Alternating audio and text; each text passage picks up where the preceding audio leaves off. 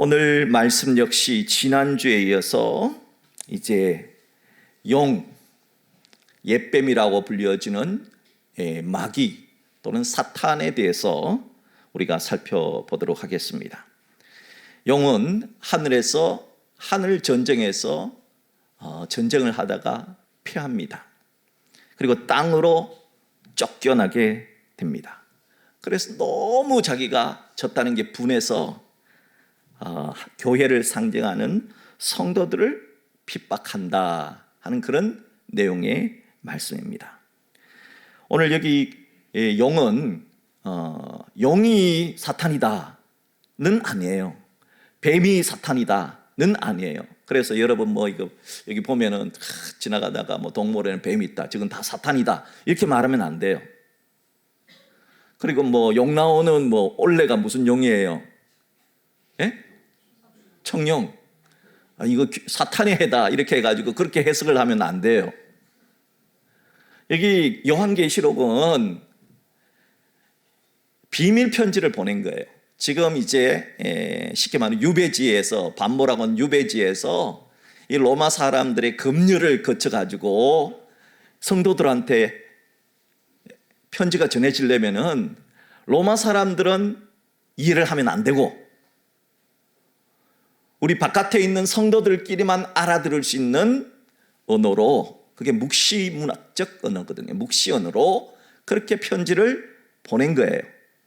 그러니까 하나님께서 지혜를 주셔서 사탄을 뭘로 표현을 할까 이렇게 했는데 오늘은 붉은 큰 용. 그래서 요한계시록에는 붉은 큰 용, 무슨 색깔과 청황색 말, 백말, 검은 말, 붉은 말 이런 그런 환상, 그런 짐승들, 또 이제 우리 계속해서 보겠지만은 여기 나오는 여자, 남자를 낳은 여자 다 상징적인 거예요.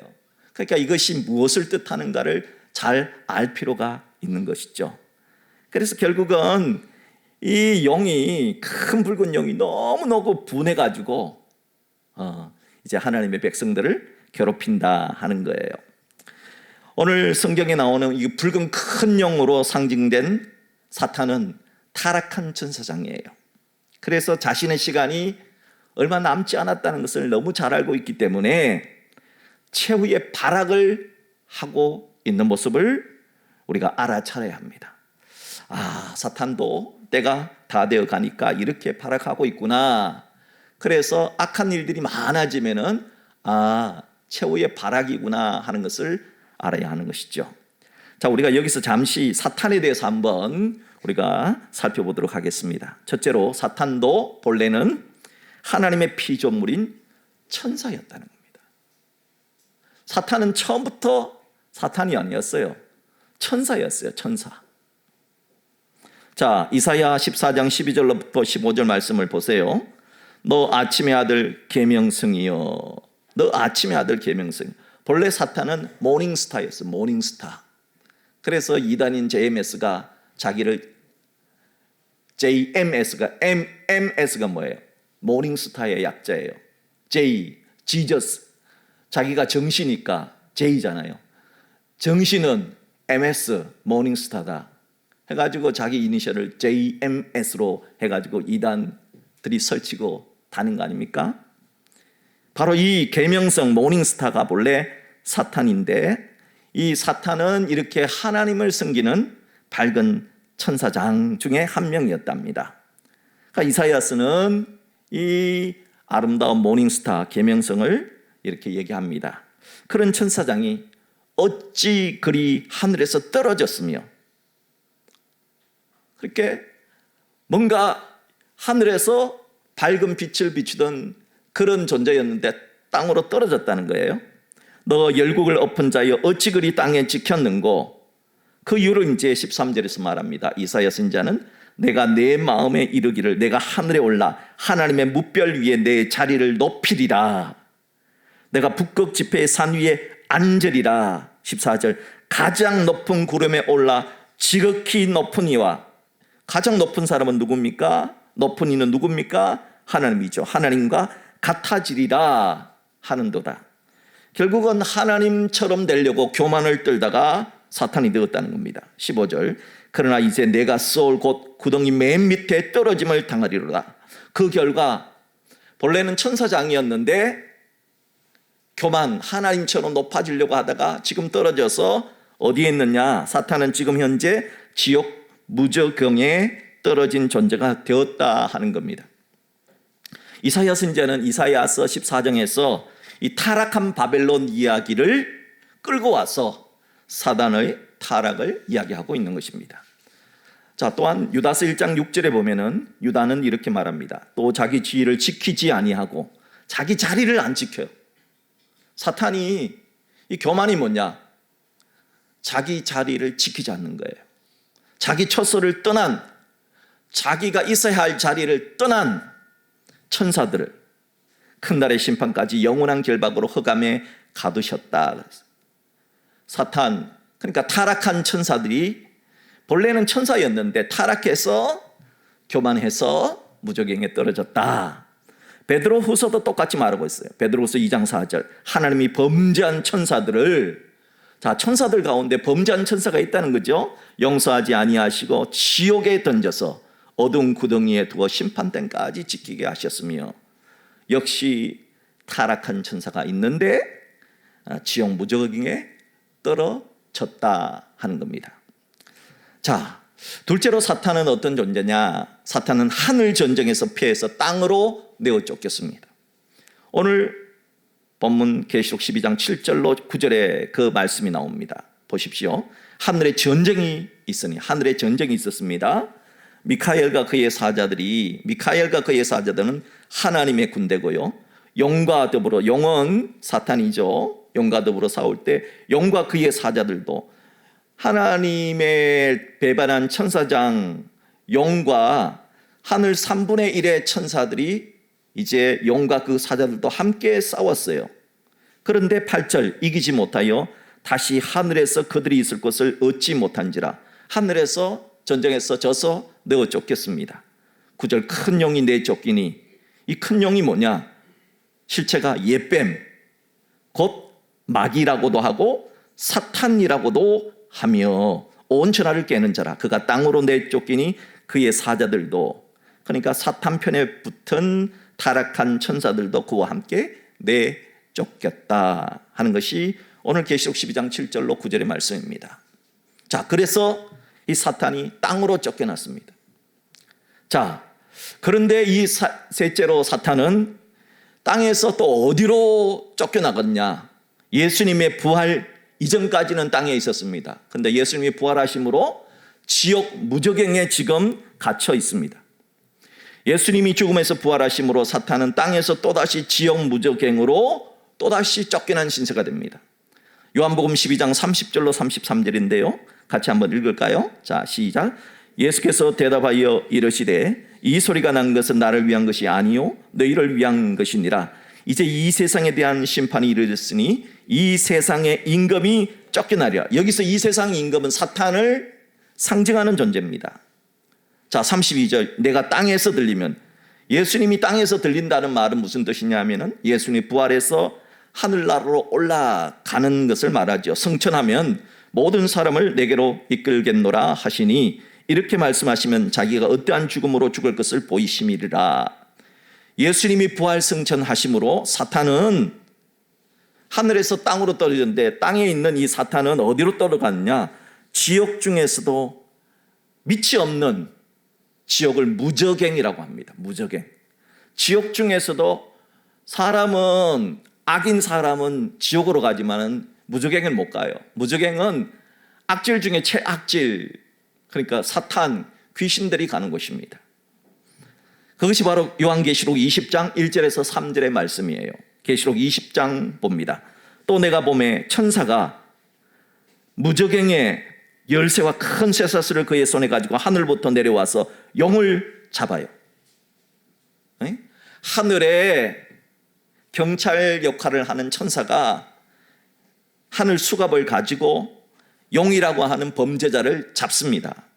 이 용이 누구냐? 옛뱀이요 마귀요 사탄이라 잡아서 얼마 동안, 1000년 동안 결박하여 어디에 집어넣느냐? 무저갱, 그러니까 무적행은 사탄의 감옥이에요. 무적행에게 던져놓고 잠그고 그 위에 임봉하여 천년이 차도록. 여기서 말하는 천년은 상당히 긴 시간, 10의 삼성으로 문자적인 천년이 아니라 상당히 오랜 시간 다시는 만국을 미혹하지 못하게 하였는데 그 후에는 반드시 잠깐 노일이라 하는 것이 요한계시록 20장의 말씀입니다. 지금 사탄은 무적행에 갇혀 있는 신세입니다. 그러니까 악의 두목 보스인 사탄은 지옥 깜방에 있다는 겁니다.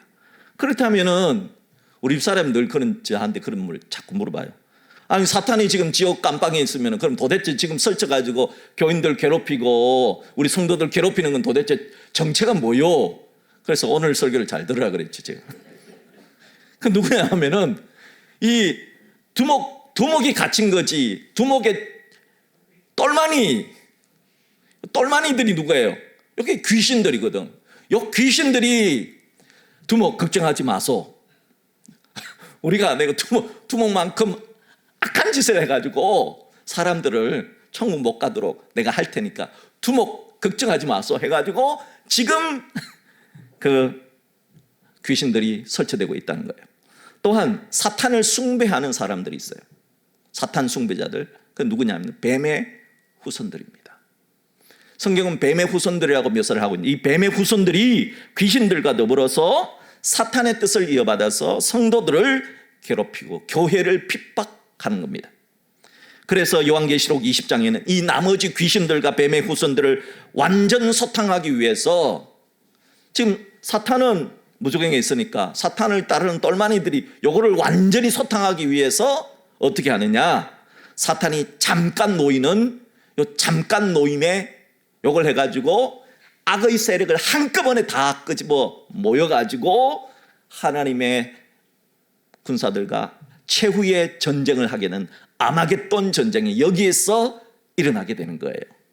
그래서 그 전쟁에서 아마겟돈 전쟁에서 최후의 전쟁에서 사탄 군대는 박살나고 말 것이다 하는 것이 요한계시록의 중요한 골자예요.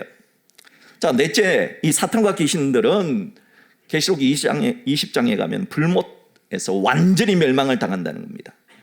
자, 사탄과 귀신들의 결말은 요한계시록 20장 7절에서 10절에 나와 있습니다. 같이 한번 읽을까요? 시작.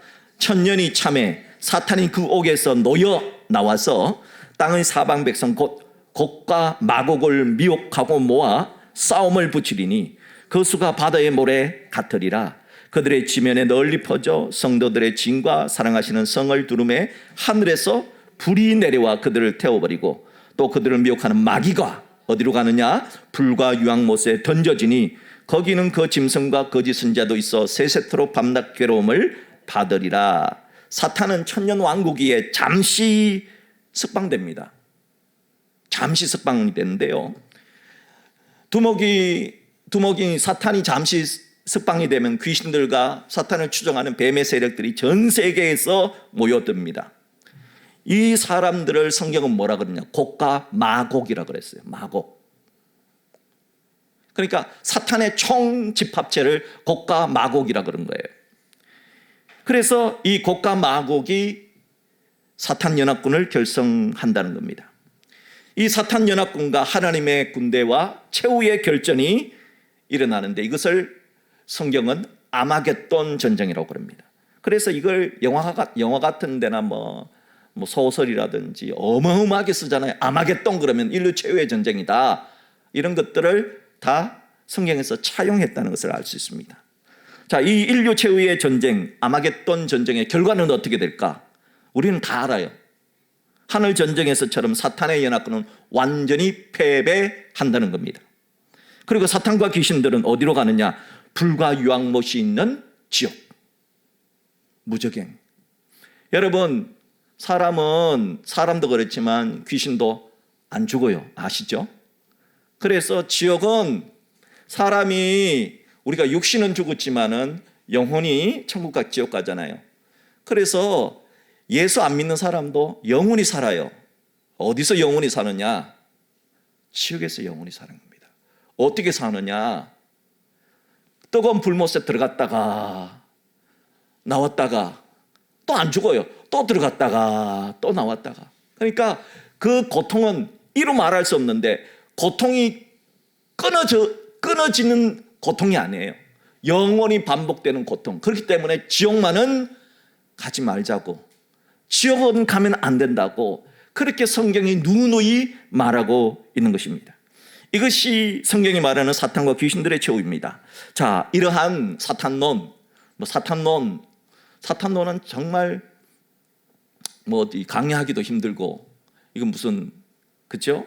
배우기도 힘든 파트인데, 우리가 여기 왔으니까 사탄론에 대해서 한번 이렇게 찾아본 것입니다. 자, 이제 사탄과 귀신들, 뱀의 후손들의 최후 결과를 분명히 알고 다시 오늘 본문으로 돌아갑니다. 본문 13절로 돌아갑니다. 13절 합독합니다. 시작. 용이 자기가 땅으로 내쫓긴 것을 보고 남자를 낳은 여자를 박해하는지라. 용이, 이 사탄이 하늘 전쟁에서 졌잖아요. 땅으로 내쫓겼잖아요.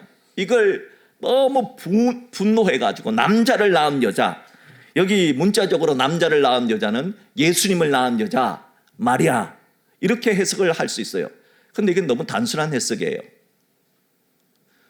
이것뿐만이 아니라 남자를 낳은 여자는 창세기 3장 15절에서 여자의 후손인 예수를 믿는 사람들, 하나님을 믿는 사람 전체를 낳은 여자를 뜻합니다. 즉 구약교회와 신약교회죠.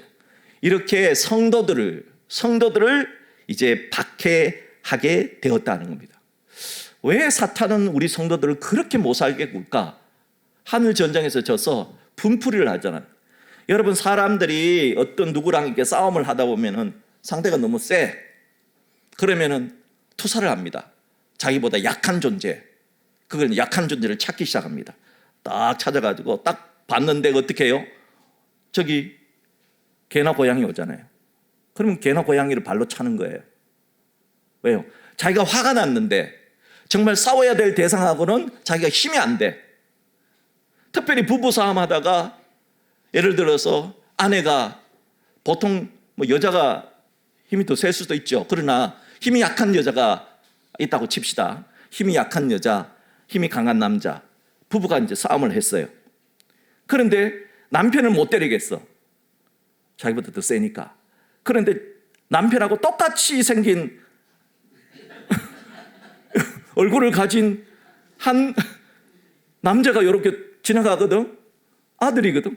너 이리 오래가, 이놈의 자식 하면서 때리는 거예요. 그거는 그 아들을 때리는 게 아니라 누구를 때리는 거예요? 남편을 때리고 싶은데 못 때리는데 니네 아빠하고 똑같이 생겼다고 저거 때리는 거예요. 그게 투사하는 거예요. 이 사탄도 참 이거 치사하지요. 근데 인간이 치사한 면이 많아요. 근데 이제 이 사탄도 자기가 하늘 전쟁에서 완전히 깨져가지고 와놓고 하나님하고는 못 붙으니까 하나님을 믿는 사람들을 괴롭히기 시작한다는 것입니다. 자, 이렇게 분필을 하는 것이죠. 자, 그러니까 본문 14절 보십시오. 하나님은 그 여자를 어떻게 하는가? 그 여자가 큰 독수리의 두 날개를 받아요. 광야 자기 곳으로 날아가 거기서 그 뱀의 낯을 피하여 한때 두때 반때를 양육을 받더라. 자, 여기서 그 여자는 계속해서 얘기하지만 그 여자는 쉽게 말하면 교회라고 보면 돼요. 하나님의 백성들이라고. 백성들이 큰 독수리의 두 날개를 받아요. 어느 이단은 이 큰 독수리의 두 날개를 대한항공 비행기라고 그렇게 해석을 하던데, 그거 그렇게 해석하면 안 됩니다. 대한항공, 그러면 아시아는 얼마나 섭섭하고, 물론 이제 합병한다고 그러지만은 다른 나라 비행기는 얼마나 섭섭하겠어요. 그래서 이단 교주가 자기는 대한항공을 타고 왔기 때문에 이 성경을 자기가 응답했다는 거예요. 그러면 이제 그 밑에 있는 그 성도들은 와, 그래, 대한항공을 타고 오셨구나. 독수리의 큰 날개. 진짜 그런 뜻이 아닙니다. 여기에 큰 독수리 두 날개는 하나님의 은혜를 상징하는 하나의 수고입니다. 하나님의 은혜를 받았다. 자, 출애굽기 19장 4절 말씀 한번 볼까요? 자, 출애굽기 19장 4절 합독하겠습니다. 시작. 내가 애굽 사람에게 어떻게 행하였은가? 내가 어떻게 독수리 날개로 너희를 업어 내게로 인도하였음을 너희가 보았느니라. 하나님이 독수리 날개를 달고 계신다는 뜻이 아니에요.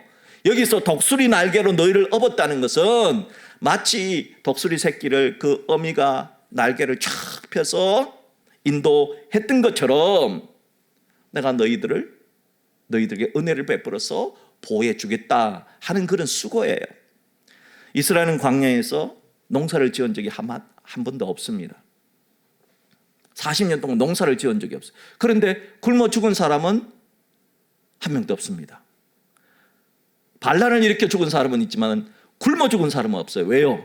매일 하늘에서 만나를 내려주셨기 때문입니다. 여러분, 광야는요, 낮에는 엄청 덥다가 밤에는 엄청 추워요.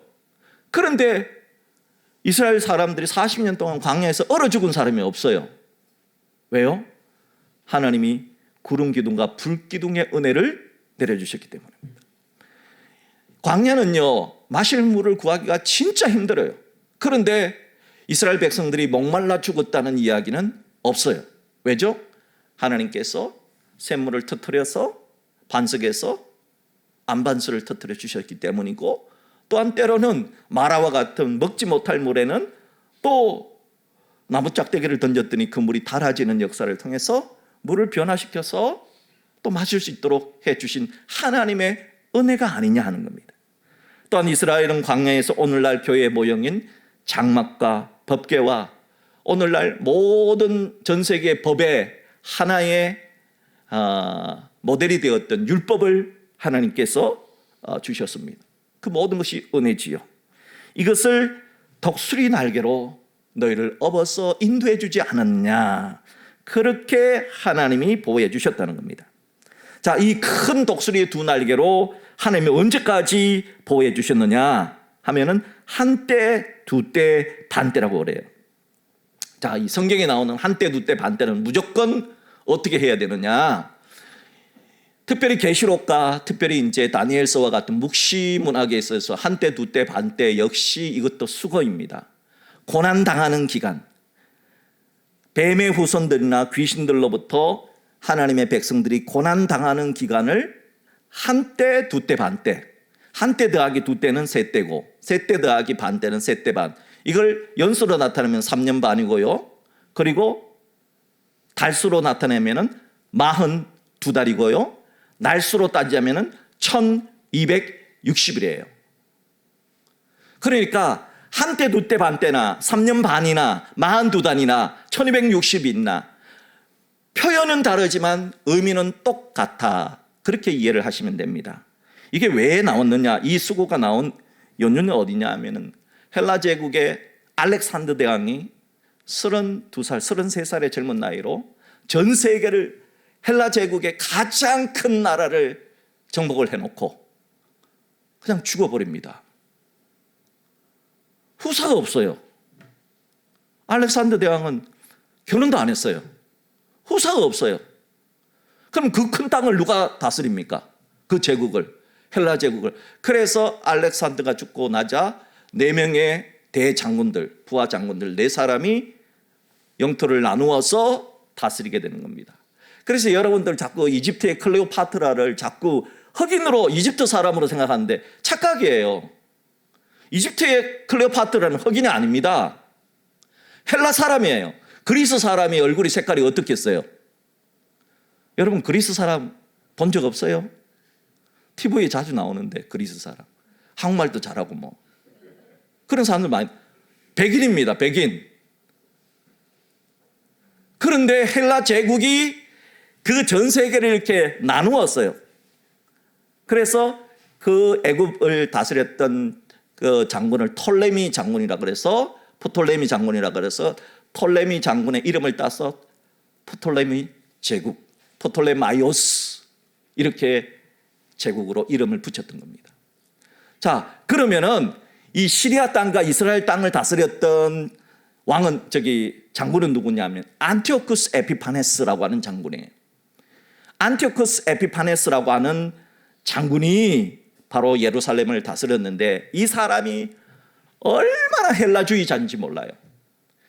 헬라주의자들은 헬라의 문화를 강요를 하기 시작했습니다. 문화를 강요하다가 조금 더 나아가서 헬라의 종교를 강요하기 시작했습니다. 자, 유대인들은 하나님만 섬깁니다. 그런데 헬라의 여러분 그리스 로마, 그레코 로마 문화에서는 신이 얼마나 많습니까? 제우스부터 시작해서 뭐 미의 여신 아프로디테, 무슨 뭐 전쟁의 신, 뭐 불의 신, 물의 신, 삼시창 들고 물신 나오잖아요. 여러분들 영화 같은 거 많이 보면은 마블 영화 보면은 물의 신 나오잖아요. 막 이렇게 해서 불의 신 무슨 헤파이토스 해가지고 이름도 뭐 얼마나 많습니까? 뭐 그리고 뭐 유명한 헤르메스 신, 뭐 이런 그런 신들이 많아요. 나이키도 신이죠. 나이키 신. 다 신들의 세상이잖아요. 자, 그런데 하나님만 섬기던 유대인들이 그 다신을 받아들일 수 있습니까? 없지요. 예루살렘 성전 안에 제우스 신상을 세웠어요. 난리가 난 겁니다. 그러니까 유대교의 지도자들이 반대를 한가 합니까? 그러면서 이 안티오쿠스 에피파네스 장군이 어마어마하게 핍박을 하기 시작합니다. 그 안티오쿠스 에피파네스 장군이 유대인들을, 이스라엘 사람들을 핍박한 시기가 언제냐? 핍박한 기간이 얼마냐? 42달이었어요. 1260일이었어요. 3년 반이었어요. 그래서 성경은 이 안티오쿠스 에피파네스는 하나님의 백성들을 가장 잔인하게 괴롭혔어요. 제가 늘 얘기했지만 할례를 못하게 했습니다. 할례를 하다가 걸리면 할례를 행한 제사장도 죽이고요, 할례를 한 아기도 죽입니다. 태어난 지 8일 만에 되는 아기를 죽입니다. 그 아기를 죽여서 그 아기의 목에다 구멍을 뚫어가지고 먹거리를 만들어서 그 아기의 엄마 목에다가 걸어줍니다. 그러면 엄마가 그 아기가 썩는 냄새를 맡고 미쳐서 죽도록 만들어 했던 왕이 누구냐? 바로 안티오쿠스 에피파네스예요. 이 사악한 안티오쿠스 에피파네스 장군이 박해했던 기간이 1260일, 3년 반, 42달, 한때 두때 반때였기 때문에 이 기간을 하나의 수고로 삼은 거예요. 유대 묵시문학에서는 뭐라고요? 바로 뱀의 후손들, 귀신들이 하나님의 백성들을 핍박하던 시기라고 하는 것으로 수고로 삼았던 겁니다. 그러나 이런 역사적 배경을 알면은 성경에 나오는 한때 두때 반, 3년 반, 42달, 1260일은 우리 성도들이 고난받는 시간이다 하는 것을 아셔야 합니다. 자, 그러면 하나님은 성도들이 고난당할 때 하나님은 구경만 하고 모른 척하지 않았다는 겁니다. 그 말씀이 뭐냐? 독수리 날개로 너희를 인도했다라고 하는 하나의 말씀이 오늘 14절의 말씀인 겁니다. 그러니까 사탄이 성도들을 박해하는 때는 하나님의 은혜, 하나님의 보호를 받아야 하기 때문에 하나님의 자녀들은 반드시 고난이 올 때, 고통이 올 때 더욱더 교회 생활을 열심히 해야 한다 하는 겁니다. 자, 본문 15절 보십시오. 같이 할까요? 15절 시작. 그 여자의 뒤에서 뱀이 그 입으로 물을 강같이 토하여 여자를 물에 떠내려가게 하려 하되. 요 뱀, 여기는 붉은 용이나 뱀이나 똑같은 놈이에요. 사탄이에요. 그러니까 뭐 앞에는 붉은 용 했다가 뱀, 여기 뱀 했다고, 그러니까 뭐 다른 존재로 생각합니다. 그게 아니고 붉은 용이나 뱀이나 사탄이나 마귀나 똑같은 말이에요. 그 여자, 하나님의 성도들, 교회 뒤에서, 성도들 뒤에서 뱀이, 사탄이 그 입으로 물을 강같이 토해서 여자를, 하나님의 백성들을 물에 떠내려가게 해서 죽여버리려고, 교회를 없애버리려고 했다는 겁니다. 대표적으로 첫 번째 예로 뱀의 후손이 악인이 거짓으로 의인을 없앤 예가 열왕기상 21장을 들 수 있습니다. 열왕기상 21장에 보면은 이 이제 나봇의 포도원을 빼앗고 죽여버린 아합 왕과 이세벨 왕비의 이야기가 나옵니다. 이 아합 왕과 이세벨 왕비는 대표적인 뱀의 후손이죠.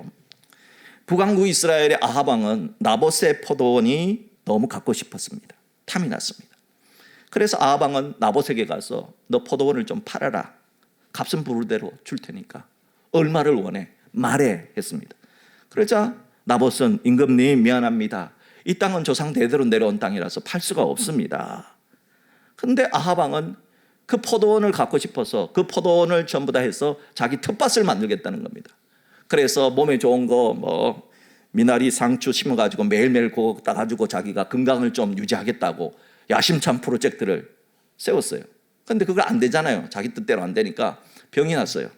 그러니까 이세벨 왕비가 뜻보니까 여보 당신 왜 그래요? 그러니까 나봇의 포도원이 너무 갖고 싶은데 안 팔아. 그러니까 이세벨 왕비가 아이고 참 당신이 그래도 왕이요? 어? 당신이 왕인데 못할 게 뭐 있냐고. 내가 해줄게 해가지고 이세벨 왕비가 어떤 짓을 하느냐. 나봇이 살고 있는 동네 거기에 지도자들에게 편지를 씁니다. 거짓 편지를 씁니다. 저 나봇이라는 자가 왕을 저주하고 하나님을 저주했다. 신성모독이다. 하고 거짓말을 꾸미고 거짓 정인 두 사람을 돈으로 매수해서 나봇을 하나님 모독죄로 돌 맞아 죽게 합니다. 그리고 그 땅을 빼들어서 자기 남편 여보 자 나 잘했지? 하면서 줬더니 아합이 참 잘했어요 해가지고 둘이 그렇게 해서 그 나봇의 포도원을 텃밭으로 만든 이야기가 나와요. 자, 이것이 대표적으로 뱀의 후손들이 하는 나쁜 짓거리입니다. 또한 악인이 거짓으로 의인을 없애버린 두 번째 예는 유대인들이 예수님 죽일 때도 거짓 증인들을 매수해서 죽였다는 거 아시죠? 또한 사도행전 6장을 보면 스데반 집사를 죽일 때도 돈을 줘서 거짓 증인들을 매수했어요. 그러니까 이 법에 한계가 있어요. 법은 증거 재판주의 또 정인 재판주의거든요. 근데 그 정인이 자기들끼리 돈 받고 정인이 나쁜 정인들을 많이 세우면 어떻게 돼요? 법관은 그 거짓말한 정인의 말을 듣고 땅땅땅 두들겨 내는 거죠. 이것이 인간의 법의 한계라는 겁니다. 그래서 사탄은 이런 못된 거짓 정인을 세워서 살인하는 것을 아주 사탄의 전형적인 수법으로 삼고 있습니다. 하지만 그리스도인은 이걸 꼭 알아야 합니다. 아무리 뱀이 사악한 거짓말과 사악한 계략으로 예수님을, 교회를, 하나님의 자녀들을 죽이려고 하지만은 예수님은 죽음을 이기시고 부활하셨다는 겁니다.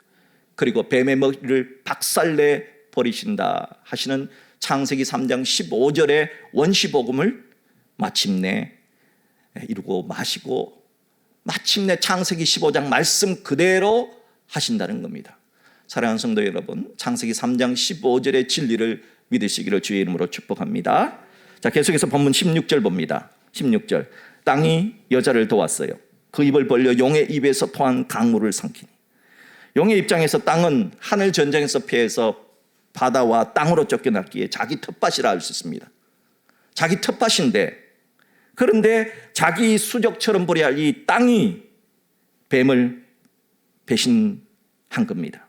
그래서 여자의 후손을 도와주었다 하는 겁니다. 자, 이런 예는 출애굽 당시에 히브리 산파 두 사람이 있었습니다. 애굽왕 바로는 히브리 아이가 남자 아이가 태어나면 다 죽이라고 그랬어요. 그런데 안 죽입니다. 바로 이런 것이죠. 분명히 이집트 왕 바로는 히브리 산파가 자기 편인 줄 아는데 알고 보니까 내 편이 아니라 하나님 편이라는 거죠. 땅으로 쫓겨난 용이 알고 봤더니 땅은 하나님 편이더라 하는 겁니다. 그래서 땅이 하나님의 백성들이 여자를 돕고 교회를 돕고 결국은 성도들을 도와서 하나님의 자녀들이 승리하게 하더라는 겁니다. 그게 출애굽기 15장 12절의 미리암 노래에서도 나오는데요. 우리 한번 미리암 노래 15장 12절 한번 같이 한번 합독하겠습니다. 주께서 오른손을 드신 즉 땅이 그들을 삼켰나이다. 땅은 하나님 편이더라. 땅은 하나님 편이라더라. 계속해서 본문 17절 보십시오. 그러니까 이제 용이 여자에게 분노하여 돌아가서, 그러니까 예수 믿는 사람들한테 너무 화가 나요. 하나님의 백성들한테 용이 이제 이걸 이래도 안 되고 저래도 안 되니까 여기 너무 화가 나서 돌아가서 그 여자의 남은 자손 누구냐? 하나님 백성들이죠. 곧 하나님의 계명을 지키며 예수의 증거를 가진 자들과 더불어 싸우려고 바다 모래 위에 서 있더라. 이제 최후의 전쟁을 준비하는 용의 모습을 볼 수 있습니다. 사탄이 이 바다 모래 위에서 자기 편, 사탄 편을 모아서 최후의 전쟁을 하려고 준비하고 있다는 겁니다. 그러므로 여자의 남은 자손은 하나님의 자녀들은 하나님의 계명과 예수에 대한 믿음을 지키며 영적 무장을 하고 살아야 한다는 겁니다. 사랑하는 성도 여러분, 우리들도 준비해야 합니다. 사도행전 20장 29절로 32절을 보십시오. 사도 바울이 뭐라고 했는가? 내가 떠난 후에, 사도 바울이 떠난 후에 사나운 이리가 적 그리스도가 여러분에게 들어와서 그 양떼를, 성도들을 아끼지 아니하며 또한 여러분 중에서도 제자들을 끌어 자기를 따르게 하려고 어그러진 말을 하는 사람들, 이단 사이비가 일어날 줄을 내가 아노라. 그러므로 여러분이 일깨워 내가 3년이나 밤낮 쉬지 않고 눈물로 각 사람을 훈계하였던 것을 기억하라. 지금 내가 여러분을 주함이 그 은혜의 말씀에 부탁하노니 그 말씀이 여러분을 능히 세우사 거룩하게 하심을 입은 모든 자 가운데서 기업이 되게 하시리라. 사랑하는 여러분, 여러분들은 과연 준비가 되어 있는지요? 말세가 가까울수록, 말세는 옛날부터 말세라 그랬거든요. 그러나 말세가 가까울수록 악이 승행한다는 겁니다. 악이 승행할 때 우리는 어떻게 준비해야 되는가? 사도 바울은 말씀 중심으로, 더욱더 말씀 중심으로 살아야 한다. 말씀 중심으로 살면 악을 물리칠 수가 있다. 그렇게 말씀합니다. 사랑하는 성도 여러분, 우리는 마지막에는 반드시 우리가 승리합니다. 마지막 승리자가 되기 위해서는 우리가 어떻게 살아야 되는가? 말씀을 붙들고 살아야 됩니다. 말씀대로 살아야 됩니다. 여러분, 말씀을 암송하고 이 말씀이 어떠한 것인지 분명히 알아서 말씀을 붙들고 기도하고 말씀대로 살아서 승리하는 여러분 되시기를 주님의 이름으로 축복합니다.